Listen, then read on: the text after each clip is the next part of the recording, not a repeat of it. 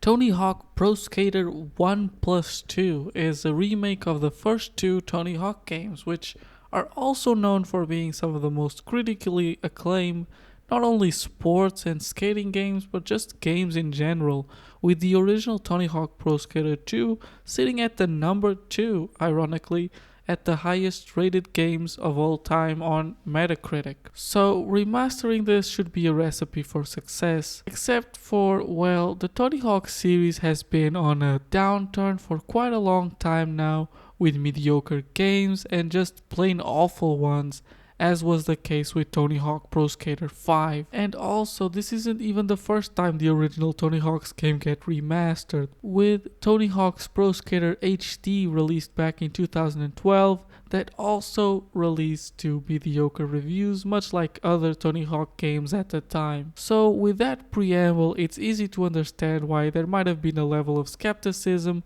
when this game was announced and up until its release. But I'm also making this review almost a year after the original release, so you probably already know that this story has a good ending. And that's not really what this review is about, as here I'm gonna be focusing on reviewing the Switch version, a port that might have raised some eyebrows were it not that the Switch has already gotten some major AAA multi-platform games like Doom and even The Witcher 3, and this isn't even the first Activision game on the Switch console, including one I already reviewed, Crash Bandicoot 4. But a problem with that port that I unfortunately forgot to mention in my review was that it ran at 30 FPS. And the problem persists here, and I think it might be even a more egregious problem here than it was in Crash 4, unfortunately, but we'll get more into that in the actual review. Before we start the review, I do just want to add a disclaimer that I usually don't care to add because it doesn't really matter, but because of how this gameplay footage turned out, I think it's a bit important to say for my sake, and that is that I use a cheap no-name brand capture card I bought on Amazon, and the thing about it is the output sometimes just doesn't want to work and I have to play through the preview on OBS, which isn't great because it's delayed, and in a game this fast paced and precise that delay becomes terribly noticeable. So what I'm trying to say is, I swear I'm not this bad at the game. Also, one more thing, I don't pay for Nintendo Online, so my review is my offline experience, just putting that out there. Moving on then to the actual review, where we start with the story. Well, this game doesn't have a story, and it doesn't really need it. I don't really need an excuse to just skate around and do some seemingly impossible tricks. This wouldn't be the first Tony Hawk game to have a story, but once again, given it's a remaster of the first two games, I also think that you don't have to add one, as it might be cool, but it could also be a disaster. So who knows? And I don't think the addition is necessary. So let's move on to the actual important part of the game, that is the gameplay. Tony Hawk, a game that can get rather complex, it's actually at its pace is fairly simple and easy to grasp, which is probably one of the reasons for its mainstream success. The basic controls go as follow. Your character moves forward automatically, and you can stop by pushing back on the left stick. But the important takeaway here is the automatic forwards, and what this mechanic allows you to do is basically have free hands to pull off the tricks, which are the core of the game. These tricks are for the most part controlled by the face buttons, the B button which allows you to do an ollie, which for those who don't know, it's pretty much a jump. Obviously this is one of the most basic moves and allows you to do a lot of other more complex ones, given most of them are done mid-air. On the opposite side then, we have the grind on the X button, almost as useful as the jump. This one allows you to grind on ledges, which is something that these games have a lot of, and it's basically one of the easiest ways to keep combos going, as pulling big scores in Tony Hawk isn't about pulling one big trick, but more about chaining multiple tricks in a row. And again, the grinding, for me at least, was one of the easiest ways to keep that chain going. The thing adding to it, so it isn't too overpowered though, is you have to keep a balance while in this mode, which is also in a way something that seems more realistic even if it isn't. This feature of keeping equilibrium extends to other traditional tricks like manuals and ledge grabs. Manuals being the trick where you ride only on two wheels of the skateboard, and the ledge grab being fairly self-explanatory.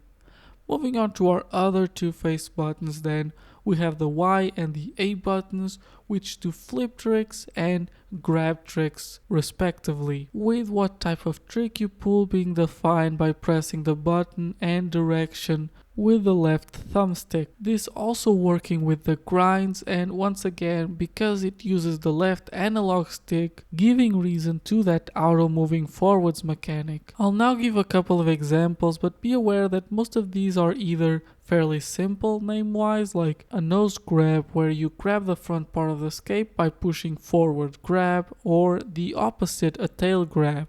But then there is stuff like Japan and Benihana, which you get from the up left or up right, or more accurately the diagonal pushes on the thumbstick with grab, which I'm sure have their own reasons within the skating culture, but to me, an outsider, I only even know what Benihana is because of that one scene in The Wolf of Wall Street. But thankfully, whenever one of these weird moves might show up, it's always just as easy as pausing the game and going into the Moves tab, which is easily accessible at all times, which leads us to talk more about some of the objectives of the game and other less active mechanics, as I don't really want to go in more in depth into the basic controls, as I don't think it's really worth it here. So talking about the objectives, for starters we have 3 modes as you enter the game.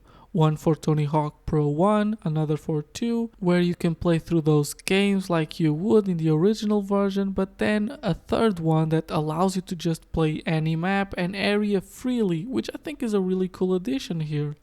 Now, going back to the original games though, represented here, they very much follow in the same way of progression as the original games did, where you get a list of objectives to do within a set amount of time, and the amount of time you get in each attempt is pretty short, but the way it works is if you complete one of the objectives, it stays completed, and so the game isn't asking you to do all at once. In fact, the game very much is designed around replaying and learning each map, with the first objectives on the list usually being score based, meaning they're the types you can do or attempt even without knowing the map very well if you have some adequacy with the gameplay. Then we have the collectibles, like collecting all the letters that spell skate or the secret tape, or even collectibles that are thematically unique to each area, like boxes in the first level of the first game, the warehouse. This helps you learn the level as they make you not only explore it but learn to reach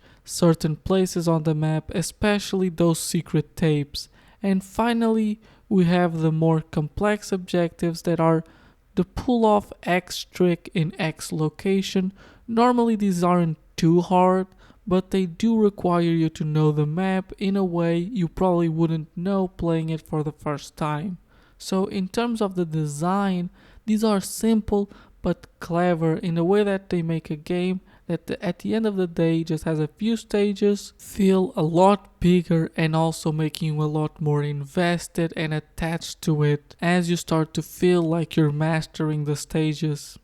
Now, speaking of the design, I will say that in this case I much prefer the level design in Pro Skater 2. I just found that wherever you are in those stages, you can just start a big combo, as all the things you can trick around just seem to lead from one to another, and it feels very open. While in the first Tony Hawk it follows a more circular design, where the level follows an almost linear structure where the start of the stage is also the end, and a lot of them have this almost H shape to them if you follow their path, and that's not a bad thing per se, as even within that path there are various different ways to trick through, and to an extent there is even a level of verticality, which sometimes being a whole pathway on top of a building. But even then I would say that that level of verticality is handled better in the sequel as well. But this is hardly a complaint and more of an observation, and I didn't want them to start doing big changes to the levels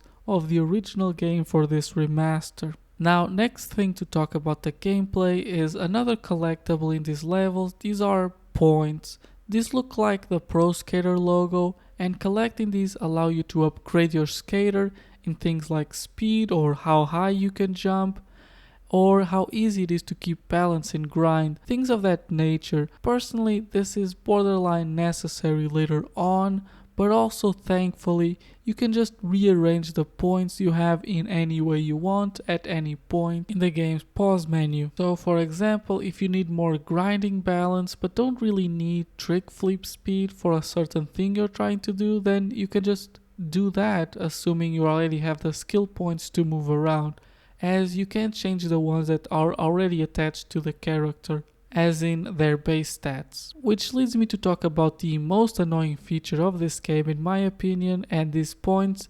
That is, if you change the character you're playing with, you have to catch all the skill points again. By that I mean the progress of how many of them you've collected is tied to the character you caught them with, which makes sense to an extent, but is also unnecessarily grindy in my opinion. And yes, I haven't mentioned until now, you can play as other skaters, even make your own character that you can personalize with clothes and accessories which you can buy in the in-game store with in-game money you make just playing the game or completing challenges, which is cool but also purely aesthetic, which in a game like this is fine. At least it just feels good that this isn't hidden under some microtransactions. To add to this, there is also extra challenges that you can see in the menu. This will usually be pull X trick in X way, and these are also usually random. As you complete a slew of them, the game will refresh the list and give you new ones, which is nice, I guess. I'll be honest, I didn't pay too much attention to this because I mostly didn't really care about making money, as I mostly stuck to playing as Tony Hawk for most of the game. Overall then, the gameplay of this remaster is pretty great. It feels really fluid and arcadey in a way only Tony Hawk games have managed to do for the skating genre, and it feels really fast too, which leads us to talk about something here addressing the graphics. This is the part where I'm gonna be very much pertaining to this version of the game I played, which is the Switch version, but as you can probably tell, this game goes for a somewhat realistic look, even if the gameplay doesn't always reflect that. And to be fair, even on the big home consoles and even PC, this game isn't particularly the most technologically advanced out there in terms of visuals, but the Switch version is muddy, and that might not be super noticeable in YouTube videos due to compression, but it is a noticeable difference. And in its defense, it is a Switch. I didn't expect it to compete, but I do think that for that trade-off, I wish the game played at 60 FPS, but unfortunately, it doesn't. This game is very much locked at 30, and once again, in its defense, it is a solid 30 without losses that I could notice, but I still wish I could have that fluidity of the 60, especially for a game this fast paced. But while I'm saying this was still not enough to deter me from the big advantage of the Switch, which is playing portably. And to its credit in that regard, this game lasted surprisingly long on my OG Switch, being able to play for well over 4 hours. For reference, my Switch is one of the original models, which can only really do about 2 hours of Breath of the Wild, and that's when it was new. I don't even want to know how it would be now after over 3 years of abuse. So, in my personal opinion here, the graphics being good or bad is more of a situation where you have to weigh the pros and cons of what you're looking for out of this game. Do you want frame rate and graphics? Then you don't play the Switch version. Do you want that portability? Then you play the Switch version. I think it's that simple. But I will say that if you only have a Switch, I do think that this game is still very enjoyable, even with all its limitations. Now, soundtrack, I'm not gonna lose too much time here. We all know it's the classic one. Most of it's back. Superman is here. That's all that matters, that's all that it needs. And I say that only half joking, as the original game did have a very iconic soundtrack, but this game does go beyond that and add also a lot of new songs by fairly modern artists like Run the Jewels and Machine Gun Kelly. Anyways, the soundtrack is good for the most part. Thankfully, you can just go into the song list and add and remove songs from rotation at will. So if you want, you can just have the original soundtrack without any of the new songs, which is good. Now, not trying to throw shade, because honestly I don't remember if Tony Hawk did this or not before, but I do remember for sure the Skate series having this feature with the music, and if they took it from there, I'm glad they did it because it's a good feature. Anyways, the conclusion to this review is very obvious because everyone already knows that this Tony Hawk 1 plus 2 is a return to form. It is a game that understands what made those originals great and doesn't skimp out on details either. And for that, I'm giving Tony Hawk Pro Skater 1 plus 2 on the Switch an 8 out of 10. It's good, it's really good. Recommendations wise, like I said in the graphics bit, I think you have to weigh what you want to prioritize and what kind of experience you're looking for when picking where to play. But if the Switch is your only option, I personally don't think it's a bad one at all, even at 30 FPS, especially if you're like me and mostly play games in handheld mode. Regardless of your decision though, I hope that you enjoyed watching, and if so, please consider subscribing and liking and even commenting, all things you can do for free here on YouTube. And regardless of that, I hope you're having a good day and goodbye.